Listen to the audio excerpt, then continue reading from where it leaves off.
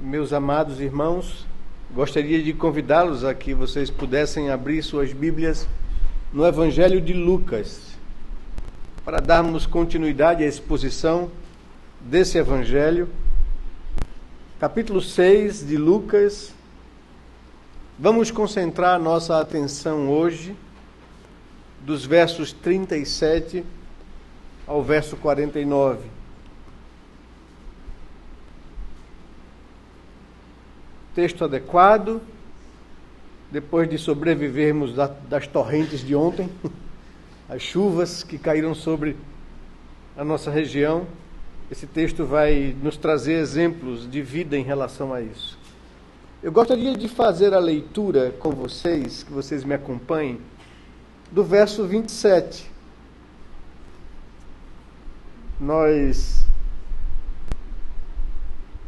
Na última vez que pregamos sobre o texto, nós tratamos do verso 27 ao verso 36. E esse texto que nós vamos concentrar nossa atenção hoje, do 37 ao 49, é a continuidade do raciocínio de Jesus acerca do texto que nós já vimos da vez passada que expusemos esse texto. Lucas capítulo 6, vamos a partir do verso 27, acompanhar a leitura desse texto. Diz assim a palavra de Deus: digo-vos, porém, a vós outros que me ouvis, amai os vossos inimigos, fazei o bem aos que vos odeiam, bendizei aos que vos maldizem, orai pelos que vos caluniam. Ao que te bate numa face, oferece-lhe também a outra. E ao que tirar a tua capa, deixa-o levar também a túnica. Dá a todo o que te pede. E se alguém levar o que é teu, não entres em demanda. Como quereis que os homens vos façam, assim fazei-o vós também a eles. Se amais os que vos amam, qual é a vossa recompensa, ou qual a virtude disso? Porque até os pecadores amam aos que o amam. Se fizerdes o bem aos que vos fazem o bem, qual é a vantagem disso? Até os pecadores fazem isso. E se emprestais àqueles de quem esperais receber, qual é a vossa recompensa? Também os pecadores emprestam aos pecadores para receberem outro tanto. Amai, porém, os vossos inimigos. Fazei o bem e emprestai, sem esperar nenhuma paga. Será grande o vosso galardão, e sereis filhos do Altíssimo. Pois ele é benigno até para com os ingratos e maus. Sede misericordiosos, como também é misericordioso o vosso Pai. E agora, não julgueis, e não sereis julgados. Não condeneis, e não sereis condenados. Perdoai, e sereis perdoados. Dai, e dar-se-vos-á. Boa medida, recalcada, sacudida, transbordantemente, generosamente vos darão. Porque com a medida com que tiverdes medido, vos medirão também. Propôs-lhes também uma parábola. Pode, porventura, um cego guiar a outro cego? Não cairão ambos no barranco? O discípulo não está acima do seu mestre. Todo aquele, porém, que for bem instruído, será como o seu mestre. Por que vês tu o argueiro no olho de teu irmão, porém não reparas na trave que está no teu próprio? Como poderás dizer a teu irmão: deixa, irmão, que eu tire o argueiro do teu olho, não vendo tu mesmo a trave que está no teu? Hipócrita, tira primeiro a trave do teu olho, e então verás claramente para tirar o argueiro que está no olho de teu irmão. Não há árvore boa que dê mau fruto, nem tampouco árvore má que dê bom fruto. porquanto cada árvore é conhecida pelo seu próprio fruto. Porque não se colhem figos de espinheiros, nem dos abrolhos se vindimam uvas. O homem bom, do bom tesouro do seu coração, tira o bem, e o mal, do mau tesouro, tira o mal, porque a boca fala do que está cheio o coração. Por que me chamais Senhor, Senhor, e não fazeis o que eu vos mando? Todo aquele que vem a mim e ouve as minhas palavras e as pratica, eu vos mostrarei a quem é semelhante. É semelhante a um homem que, edificando uma casa, cavou, abriu profunda vala e lançou o alicerce sobre a rocha. E vindo a enchente, arrojou-se o rio contra aquela casa e não pôde abalar, por ter sido bem construída. Mas o que ouve e não pratica é semelhante a um homem que edificou uma casa sobre a terra sem alicerces. E arrojando-se o rio contra ela, logo desabou, e aconteceu que foi grande a ruína daquela casa. Que Deus nos abençoe, que Ele nos fale ao coração, abra nosso entendimento para compreendermos a sua palavra e a instrução que vem do Senhor para as nossas vidas. Meus amados, hoje, na história política de nosso país, ocorrerá algo muito importante.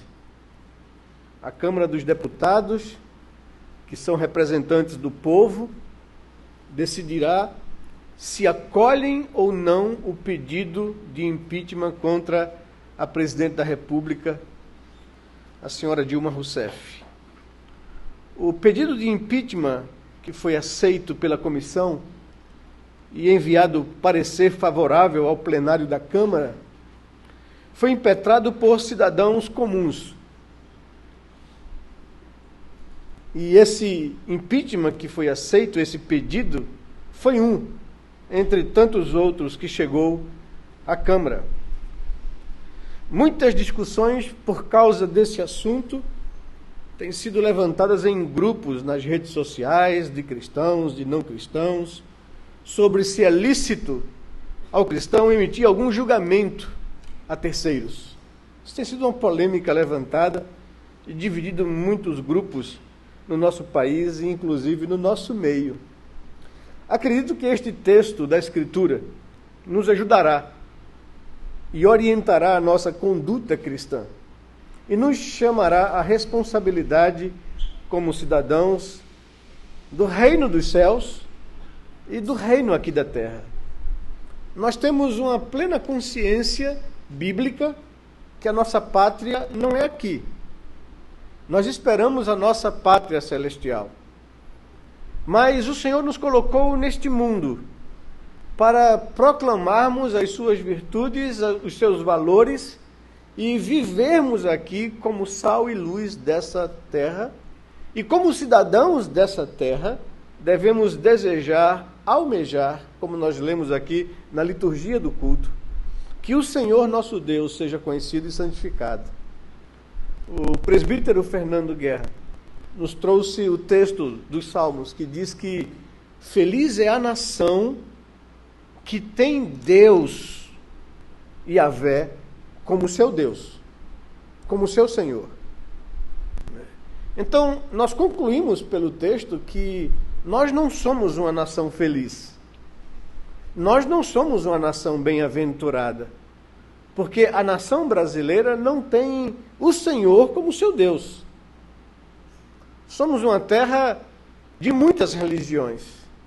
Somos uma terra colonizada por um cristianismo medieval idólatra, que adora muitos deuses. Somos uma terra influenciada por uma religião afro-brasileira que cultua, que invoca várias entidades espirituais que não o Senhor dos Exércitos. Somos uma nação formada por uma cultura religiosa também indígena, não é?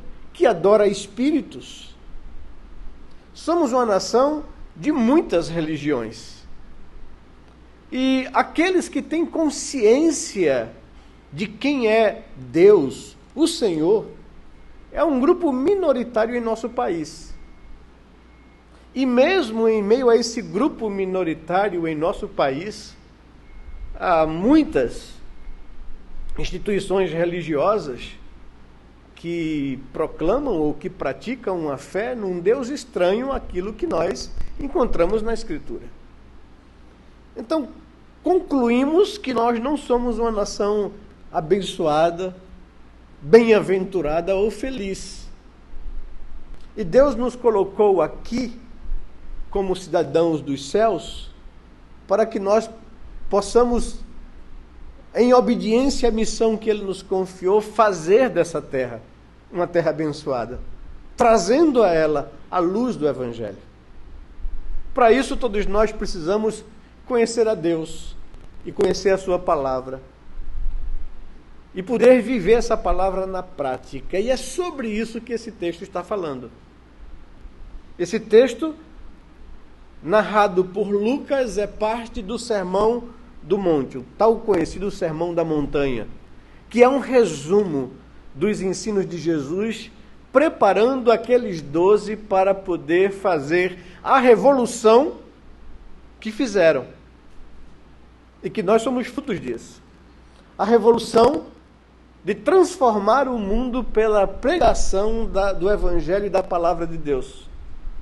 A revolução de trazer ao mundo o conhecimento que o Deus soberano se compadeceu da humanidade e providenciou uma redenção para esse mundo em rebelião contra ele, enviando o seu Filho para pagar o preço das suas culpas e dos seus pecados. E chamando o homem a abandonar essa vida egoísta em rebelião contra Deus para se submeter a esse Deus. E esse Deus que propõe essa aliança com o homem, diz que abençoará esse homem, abençoará a sua terra, sarará os seus pecados endêmicos e fará desse povo que crê nesse Deus e obedece aos seus comandos, fará desse povo uma nação próspera, uma nação abençoada, uma nação feliz. É isso que o Salmo nos disse. E Jesus está aqui no Sermão da Montanha, trazendo os seus discípulos à reflexão, a ponderar sobre a conduta que o Senhor propõe para aqueles cidadãos dos céus e o comportamento comum do homem caído. Esse texto se aplica a todos nós e nos desafia, porque temos visto desde a última vez que pregamos sobre os versos 26 em diante, de que a tendência do nosso coração é a juízos temerários, é a requerer das pessoas aquilo que nós não damos. E a continuidade de Jesus nesse raciocínio, nós vimos, na vez passada que pregamos sobre esse texto, nós vimos que a temática que Jesus tocou foi: faça aos outros o que você gostaria que se fizesse a você. E o verso 31 foi o verso central do raciocínio que ele desenvolveu. Como quereis que os homens vos façam, assim fazei vós também a eles. Agora, hoje, eu queria tratar com vocês sobre esse mesmo raciocínio, só agora na emissão de julgamentos, de juízos em relação ao comportamento do outro. Queria trazer como tema: dar ao outro o que eu gostaria de receber, no que tange não ao comportamento, mas à emissão de julgamentos. O verso 38, parte B, Jesus diz que com a mesma medida com que tiverdes medido, vos medirão também. Nós receberemos juízo alheio, resultado do nosso comportamento de juízo. Como nós tratamos ou julgamos as pessoas, seremos assim julgados por elas também. Ele estabelece, então, esse princípio para tratar da tendência natural do nosso coração de ser muito rápido em emitir um valor de juízo contra o comportamento do outro. E nós somos experts nisso. Nós somos excelentes nisso. Com muita facilidade nós avaliamos a vida das pessoas. E o Senhor está tratando essa tendência do nosso coração aqui. O texto lido do Evangelho de Lucas, no verso 37 ao verso 49, dá continuidade então ao raciocínio e ensino de Jesus, que nos convoca a tratar os outros assim como eu gostaria de ser por eles tratado. Vimos Jesus trabalhar com os seus discípulos.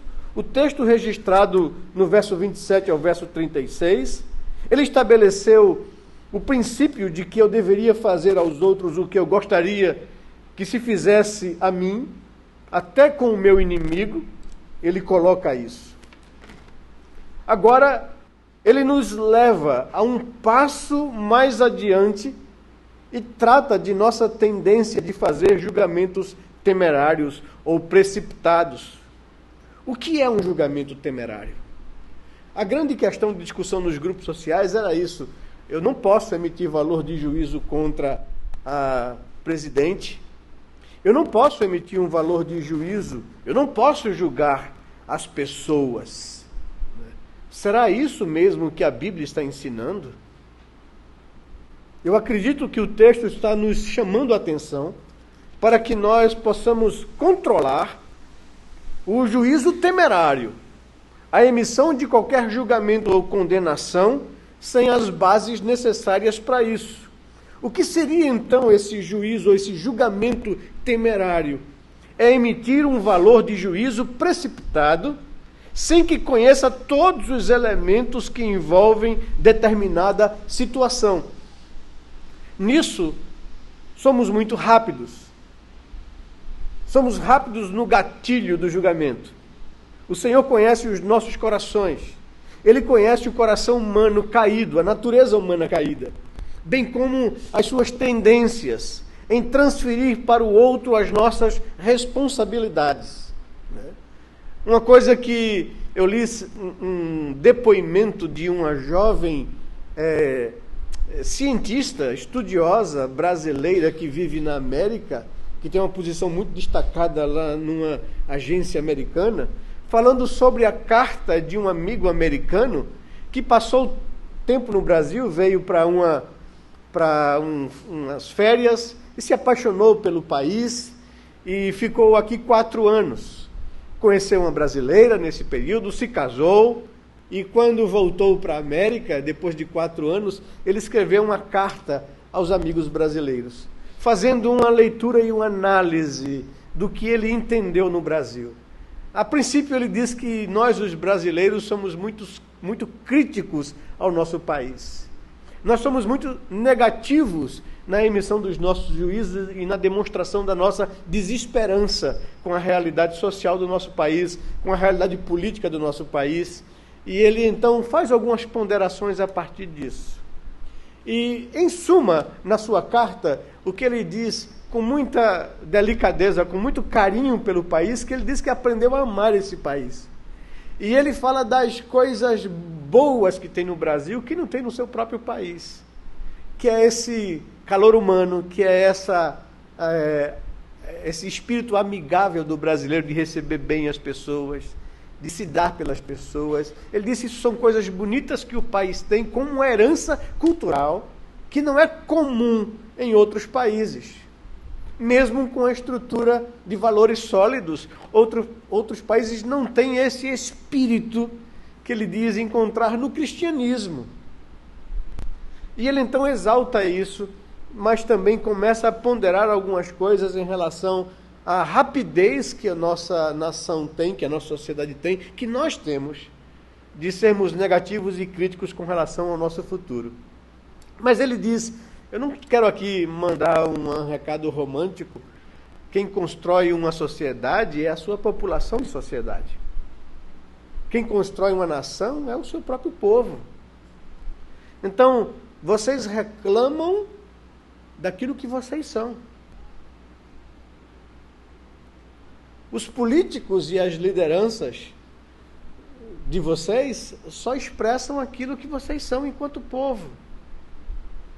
Então, em primeiro lugar, vocês deveriam conseguir fazer uma reflexão pessoal, particular. E aí ele sai listando, né, vários tipos de comportamentos comuns da nossa sociedade, nas coisas de educação e mais simples do mundo, que influenciam e que demonstram que aquilo que nós criticamos, nós somos os primeiros a quebrar os princípios e os valores.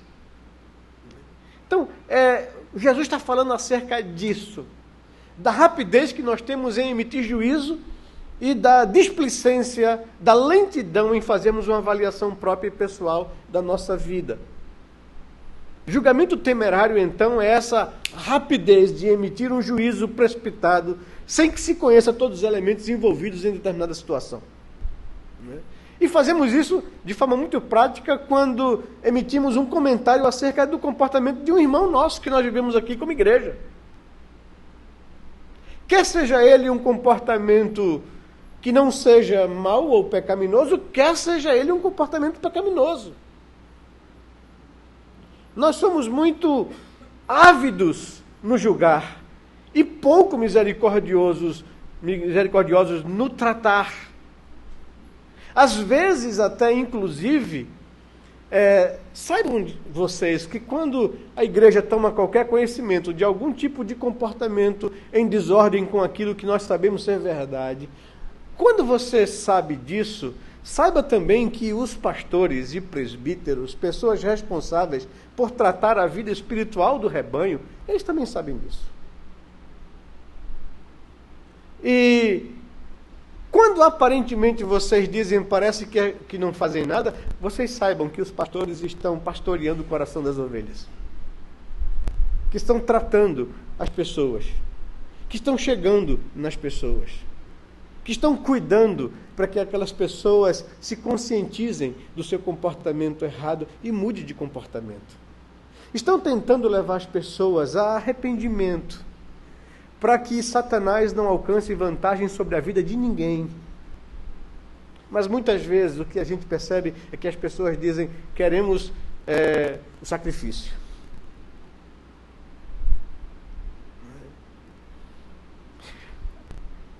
Quando se pensa assim e quando se emite uma atitude ou um comentário ou um juízo temerário dessa forma, não conhecendo todos os elementos envolvidos na questão, a gente cai no que Jesus está dizendo: não julgueis, para que vocês não sejam julgados. Não condenem, para que vocês não sejam condenados. Porque com o mesmo critério e medida que tiverdes medido, vocês serão depois medidos pelas pessoas. Esse é o princípio que Jesus traz. Nós entendemos que por causa da nossa falta de referências nas lideranças sociais, há uma certa desesperança e descrédito com relação à autoridade. E, infelizmente, esse espírito social brasileiro, a igreja não é isenta de viver isso. Porque parece-me que há isso. As pessoas também, no meio da igreja, trazem o comportamento de fora e tem um certo descrédito para com aqueles a quem eles escolheram para lhes pastorear.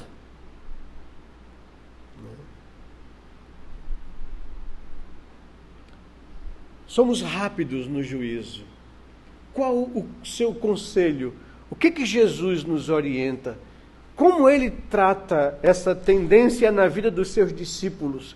Como ele orienta os seus discípulos a sair desse comportamento natural e comum do homem caído para ter um comportamento do cidadão do reino dos céus? Ele diz: não julgueis e não sereis julgados. Não condeneis e não sereis condenados. Perdoai e sereis perdoados. Dai e dar-se-vos-á. E aqui ele então justifica o raciocínio dele para que ninguém entenda de forma errada. Porque com a mesma medida ou com o mesmo critério com que tiverdes medido os outros, eles, os outros, da mesma forma vos medirão também. Em princípio, o texto se aplica ao nosso relacionamento aqui horizontal. Evidentemente que o Senhor está implicitamente nos dizendo que isso se aplica ao nosso relacionamento vertical com Ele. Porque Ele é juiz das nossas palavras e do nosso comportamento. E com a mesma medida que nós medirmos as outras pessoas, Ele nos medirá também. É por isso que na oração que Jesus ensinou aos seus discípulos a observar, na chamada oração dominical, Ele diz que vocês devem orar a Deus na segunda parte da oração, pedindo ao Pai que lhes dê o pão e o sustento necessário para viver dignamente. Mas da mesma forma, peçam a Deus diariamente perdão pelos seus pecados. Porque se vocês não conseguirem perdoar a quem peca contra vocês, tampouco o vosso Pai Celeste vos perdoará a vós outros. Com a mesma medida com que tiverdes medido, vocês serão medidos também. Esse é o ensino e esse é o desafio de Jesus aos seus discípulos. Somos chamados a proclamar o Evangelho da Graça e a chamar as pessoas ao arrependimento e à fé em Cristo. Chamar pessoas ao arrependimento significa levar pessoas a admitir seu pecado ou seus pecados e sua confissão, buscando perdão e reconciliação de Deus. Isso implica necessariamente num certo juízo. Pregar o Evangelho é julgar pessoas. Pregar o Evangelho é denunciar o pecado presente na vida das pessoas ou da sociedade. Pregar o Evangelho é fazer determinado valor de juízo, mas pelos padrões ou pelos critérios de Deus e da sua palavra, e não pelos meus critérios pessoais. Primeiramente, o Senhor trata então, dando prosseguimento ao seu raciocínio, que a tendência de se ter prazer no juízo. Eu me lembro que um pastor muito zeloso, que, assim, comentando com um pastor idoso e um seu mentor espiritual, do exercício da disciplina, em um caso específico na vida da igreja, o pastor mais experiente, o mentor espiritual, viu muito brilho nos olhos do pastor em exercer a disciplina e o zelo, e ele depois chegou para o pastor de ver tudo, passou os braços sobre ele e disse: querido, nós temos que ser firmes sim, e não deixar que o pecado se alastre na vida da igreja, e temos que exercer a disciplina porque ela é bíblica, para o bem do corpo, para o bem do membro que foi envolvido pelo pecado, para o bem de todos, para que os demais não sejam estimulados ao pecado, mas não tenha prazer em ser a vara de Deus na vida de ninguém. Não brilhe os seus olhos por isso. Faça como um pai faz como qualquer filho, que ele precisa corrigir. Porque nenhum pai corrige um filho com prazer, e sim com pesar. Dói mais na gente, às vezes, do que no próprio filho fazê-lo. Mas é necessário por amor a ele. Então faça com pesar e não com prazer. Cuidado para não ter prazer no sacrifício, e sim na misericórdia. Esse é o espírito que o Senhor quer passar para os seus discípulos. Jesus propõe uma história ilustrativa, uma parábola, a fim de esclarecer a nós sobre a incoerência de nós mesmos ser rápidos em conhecer o outro, ou rápidos em condenar o outro. Ele diz no verso 39, porventura pode um cego guiar outro cego? Não cairão ambos no barranco?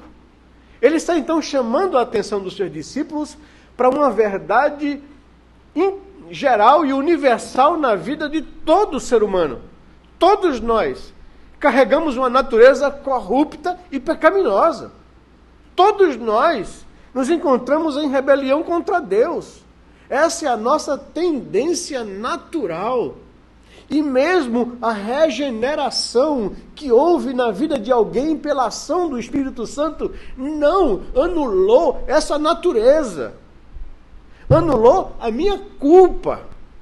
Eu fui salvo da culpa do pecado sobre mim, mas não da presença do pecado na minha vida. Ele ainda está presente. Eu ainda carrego a natureza corrupta, um coração enganoso e demasiadamente perverso.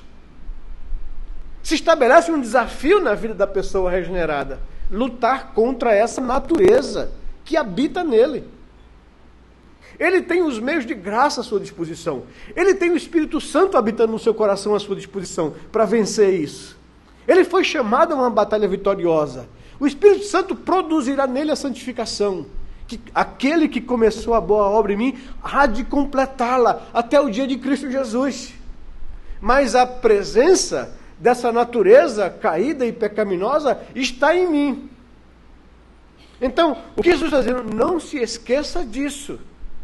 Paulo, em outras palavras, diz assim, escrevendo aos Coríntios, onde Paulo estava corrigindo vários pecados manifestos no comportamento da comunidade em Corinto. Ele diz: aquele que pensa está em pé, cuidado, não caia. Então, ao mesmo tempo que eu tenho que tratar e pastorear o coração uns dos outros, porque essa é a nossa responsabilidade, de nos ajudarmos uns aos outros e de sermos ajudados pelo outro no trato contra a minha natureza pecaminosa, para que o diabo não estrague a igreja, para que o diabo não alcance vantagem sobre nós, corpo de Cristo. Precisamos cuidar um do outro. Mas não esqueça que você é pecador. Não se esqueça que nesse campo todos nós temos determinado grau de cegueira. Jesus disse: pode um cego guiar outro cego? Não cairão ambos num barranco? Jesus é o nosso exemplo. Ele é o nosso modelo. Ele é o nosso referencial. Como é que ele fez no trato com o pecado do outro? Como ele tratava o pecador? O verso 40 nos chama a atenção e nos diz: o discípulo não está acima do seu mestre. Ele está corrigindo essa atitude de justiça própria, de nós emitirmos juízo sobre o outro e não conseguimos olhar a nossa própria vida. E ele diz, ele nos chama de cegos. Vocês não são mais justos do que eu. Eu sou o Senhor. Eu sou o modelo de vocês nisso. Eu sou referencial para a vida de vocês no trato com o outro. Como foi que eu fiz? Como eu agia? Observem a mim. Vocês não são mais justos do que eu. O discípulo não é maior que o seu mestre. E aqui ele traz uma figura muito conhecida no comportamento educativo da religião de Israel e do povo de Israel. Todo pai, quando o filho completava 12 anos, confiava o seu filho a um mestre, que era como um professor que pegava um número X de discípulos, de alunos. A palavra é discípulo, que é diferente de aluno. E ele vivia a vida ensinando os valores da lei. E ele fazia isso de forma prática, no dia a dia, no caminhar com os jovens, ensinando os jovens o conceito da lei e a aplicabilidade dela na vida, transmitindo àqueles jovens sabedoria de Deus, e não somente conhecimento. Sabedoria para viver uma vida prática daquilo que eles conhecem ser verdade. E é exatamente isso que Jesus fez com os 12. E é exatamente esse o papel do Espírito Santo, em aplicar os ensinos de Jesus à minha vida e à sua vida. E eu preciso, de uma vez por todas, tomar conhecimento, ou tomar consciência, de que o desafio do cristianismo é o desafio do discipulado. De que atender ao convite de Jesus para segui-lo é me matricular nessa escola da vida.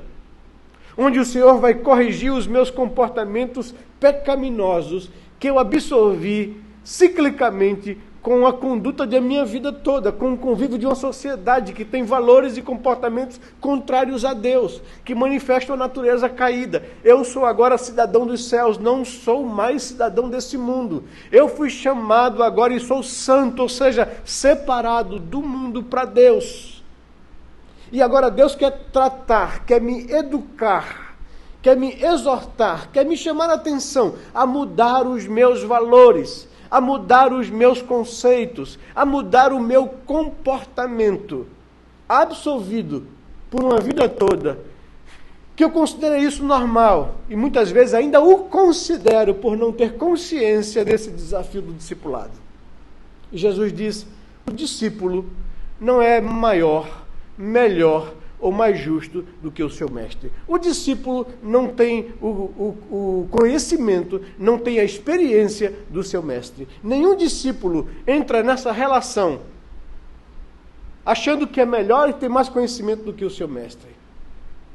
Jesus então evoca esse princípio para dizer que ele é o Senhor e que os discípulos tinham que aprender com ele de como lidar com o outro. Jesus é o nosso exemplo, é o nosso modelo. O discípulo não está acima do seu mestre. No máximo, aquele que for bem instruído, for bem discipulado, chegará a ser como o seu mestre.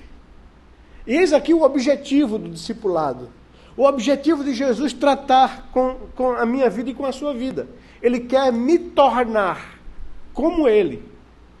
O discípulo é alguém que está sendo treinado pelo seu mestre para se tornar um mestre na vida de outras pessoas. Para se tornar como seu Senhor, como seu mestre na vida de outras pessoas. Para que ele possa alcançar a sabedoria, a maturidade, o conhecimento dos valores de Deus para instruir outras pessoas nessa mesma caminhada. Então, em outras palavras, vocês não são Deus. Porque só Deus tem o conhecimento pleno das situações que envolvem os deslizes das pessoas. Só Deus tem esse conhecimento. E só a Ele cabe um juízo perfeito. O meu juízo, por não ter todo esse conhecimento, é temerário. E então, cuidado com os critérios que você utiliza na emissão de juízo contra a vida do outro. Porque com esse mesmo critério que você faz, você será julgado por Deus. Esse é o raciocínio do Senhor. Então, nós olhamos para isso e dizemos, estamos fritos.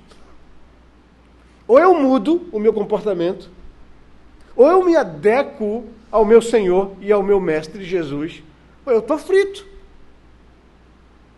E vejam, ele continua desenvolvendo o seu raciocínio. Ele fala, por que então somos tão capazes e ligeiros de enxergar o argueiro no olho do meu irmão? E somos tão incapazes, tão lerdos, de se fazer uma análise de nós mesmos. Verso 41, ele diz isso. Ele diz, porque vês tu o argueiro no olho do teu irmão, porém não reparas na trave que está no teu próprio. Ele faz uma comparação aqui esdrúxula. O argueiro no olho do meu irmão é alguma coisa mínima diante da trave que se estabelece na minha própria visão e na minha própria vida.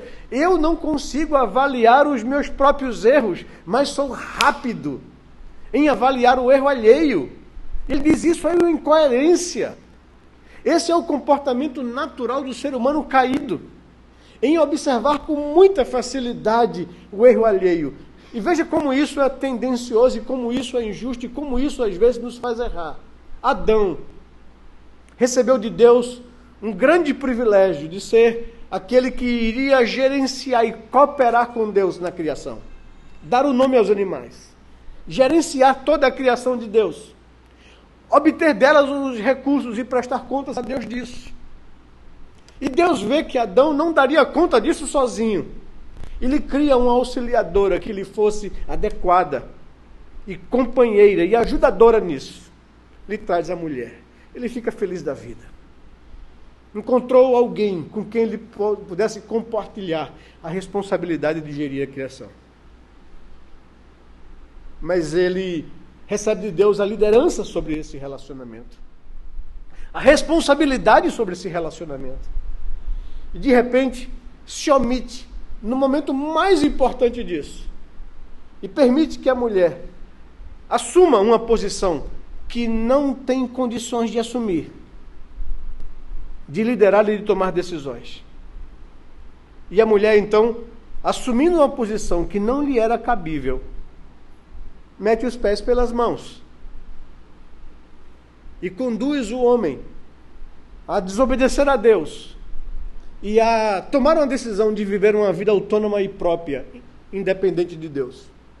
De se tornarem ele, o casal, o seu próprio Deus e Senhor da sua própria vida e história. E eles pecam contra Deus. Deus procura Adão. E Adão se esconde de Deus. A presença prazerosa passa a ser agora ameaçadora. Porque o pecado entrou no mundo, a morte estabeleceu-se no espírito humano, quebrou-se a comunhão e a vida com Deus. E aí Deus pergunta ao homem: onde estás? E ele se esconde, Deus o encontra. E ele diz: eu te vi, ouvi a tua voz, mas tive medo, porque estava nu. E Deus diz: quem te fez saber que estavas nu? Porventura você comeu da árvore que eu disse que você não comesse? E aí você vê a rapidez de Adão. Foi a mulher. A culpa é dela. Foi ela que me induziu ao erro. E por que Deus não... Deus sabia de tudo isso. Por que Deus não procurou a mulher? Porque não era ela responsável. Porque a responsabilidade era dele como líder. Era ele quem tinha que conduzir e não ser conduzido. Era ele que tinha que tomar sobre si a responsabilidade. E Adão faz uma coisa que demonstra a natureza caída e pecaminosa, ao contrário de Cristo, o segundo Adão. O segundo Adão abandona a sua glória e vem resgatar a sua noiva, mesmo sendo ela pecadora e culpada. E ele se intromete e dá a sua própria vida por amor à noiva. Ele assume uma responsabilidade que não era dele. Ele assume uma culpa que não era dele, enquanto Adão aponta ligeiramente para a mulher e a acusa. Jesus vem e se coloca diante do Pai e leva sobre si a culpa da sua noiva, a igreja. A protege, a ama, cuida dela. Quando Adão a expôs. Doutor, não, se tem alguém que tem que ser sacrificado é ela que me fez pecar. A natureza humana é assim. Isso está no meu coração. Isso está no seu coração. Quando nos sentimos ameaçados ou acuados pelos nossos próprios erros, nós nomeamos um culpado. Geralmente, diz os estudiosos do comportamento humano, de nós transferimos para o outro as nossas próprias culpas. Nós olhamos o outro como um espelho. E determinados juízos que temos muito duros é porque aquele pecado do outro me acusa de certa forma. E eu denuncio aquilo que eu reprovo em mim. Por isso que Jesus, acusando a consciência dos homens que chegaram com uma mulher supostamente pega em adultério, trouxeram para o Senhor Jesus, e o Senhor Jesus, conhecendo o coração dos homens, disse: quem dentre vós não é culpado desse pecado que ela cometeu, seja o primeiro a tirar a pedra. Quem dentre vós também não adultera, não cai nisso, seja o primeiro a tirar a pedra. O que Jesus está dizendo é que um cego não pode guiar outro cego, porque ambos cairão no barranco. Jesus não está tratando de um pecado generalizado. Quem de vocês não tem pecado? Todos os homens têm pecados. O que Jesus está confrontando aquelas pessoas é a hipocrisia deles. Vocês cometem isso, quer por pensamento, quer por desejo, e vocês vêm aqui para expor, para humilhar uma pessoa que foi pega em adultério. Ela adulterou sozinha? Só ela que vai ser julgada? Quem de vocês é inocente desse pecado? Atire a primeira pedra, seja juiz. poderei ajudar o outro? Esse é o raciocínio de Jesus. Como poderei ajudar o outro a corrigir os seus erros e lutar contra as suas tendências, se sou incapaz de admitir e corrigir o meu próprio erro? O verso 42 é disso que ele trata. Como poderás dizer a teu irmão, deixa, irmão, que eu tire o argueiro do teu olho, não vendo tu mesmo a trave que está no teu? Qual a solução que ele nos propõe, ou que ele propõe aos seus discípulos? Tira primeiro a trave que há em você. Então, você estará pronto e apto para ver com clareza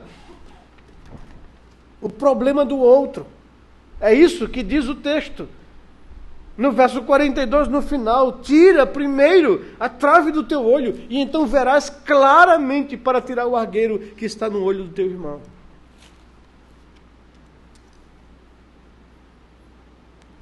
Eu não vou me adiantar mais, a gente vai parar aqui. Porque a gente já passou o nosso horário regimental. A gente vai dar prosseguimento ao restante dos exemplos que Jesus nos trata desse mesmo assunto. Falar sobre os critérios de um juízo sem parcialidade, um juízo isento. Como o Senhor nos ajuda a entender. Eu queria então chamar a sua atenção e aplicar alguns princípios que nós vimos até aqui. Qual tem sido o nosso comportamento nesse particular? Como eu tenho usado a minha língua, a minha boca, em relação ao comportamento do outro? Meus irmãos, nós vivemos no meio de pessoas pecadoras, iguais a nós. Não há entre nós um justo, nem sequer um. Não há aqui entre nós pessoas perfeitas. Todos nós pecaremos numa ou noutra coisa. Como eu quero ser tratado pelo outro quando eu pecar, assim também eu devo tratar o outro quando ele cair. Eu deveria aprender a colocar diante de Deus o princípio que Jesus ensinou lá na oração dominical. Que da mesma forma que eu preciso rogar a Deus pelo pão, pelo sustento de cada dia, porque todos os dias eu preciso me alimentar pelo menos 3 vezes ao dia, eu também preciso alimentar a minha alma e o meu espírito todos os dias. Eu preciso limpar a minha vida todos os dias. Eu preciso parar da mesma forma que eu me alimento para poder limpar a minha alma diante de Deus. Eu preciso resgatar algumas coisas, tomar algumas decisões na minha vida, se eu quiser ser tratado e santificado por Cristo Jesus e pelo Espírito que habita em mim. Eu preciso tomar algumas decisões. E que decisões são essas? Eu preciso tomar a decisão diante de Deus, de todos os dias, parar um pouco no meu final do dia para refletir como o meu coração se conduziu, como ele se comportou, que tipos de sentimentos do velho homem se manifestou nele, para pedir a Deus perdão pelo juízo temerário que eu fiz da vida de outras pessoas, perdão pela palavra que eu permiti sair da minha boca e que trouxe algum tipo de consequência negativa à vida alheia. Irmãos, nós não somos autorizados para comentar a vida de ninguém quando ele não está presente. Nós não temos autorização de Deus para tratar do pecado de ninguém, senão com a própria pessoa. A Bíblia diz que se teu irmão pecar, vai a ti, ele só. Arguí-lo, conversa com ele. Se ele se arrepender, se você levou ele à consciência disso, amém, você ganhou o seu irmão. É motivo de alegria, de celebração diante de Deus, porque você livrou o seu irmão das mãos do inimigo e do pecado. Aquele que faz isso, diz o texto bíblico, encobre multidões de pecados. Eu não deveria ter prazer na ruína ou na queda de ninguém. Eu não deveria nunca levar adiante o pecado de alguém. Nós fomos chamados para protegermos uns aos outros, para cuidarmos uns dos outros, para não permitir que o mal se propague ou que avance, para não permitir que o Evangelho seja desacreditado por causa das nossas incoerências. Fomos chamados para cuidar uns dos outros, para pastorearmos uns aos outros, para protegermos a reputação uns dos outros. Por isso eu devo ser rápido de Jesus no trato com alguém. Porque eu amo o meu irmão e não quero ver ele estragar a sua vida. Por isso eu devo correr para ele quando perceber algum comportamento em desacordo com a palavra, para ajudá-lo. E da mesma forma saber que eu não sou justo. Que eu também tenho um coração tendente ao pecado. Que eu preciso vigiar minha vida e ser aberto ao socorro e ao pastoreio dos meus irmãos. Eu deveria não julgar para não ser julgado. Não condenar para não ser condenado. Eu deveria perdoar para ser perdoado. Eu deveria dar para receber. Assim como eu quero que os outros me façam, assim deveria eu fazer também aos outros. Que Deus nos abençoe. Que Deus nos conduza ao crescimento espiritual, à santificação. Que Deus nos livre da nossa natureza corrompida e caída e pecaminosa. Vamos orar ao Senhor.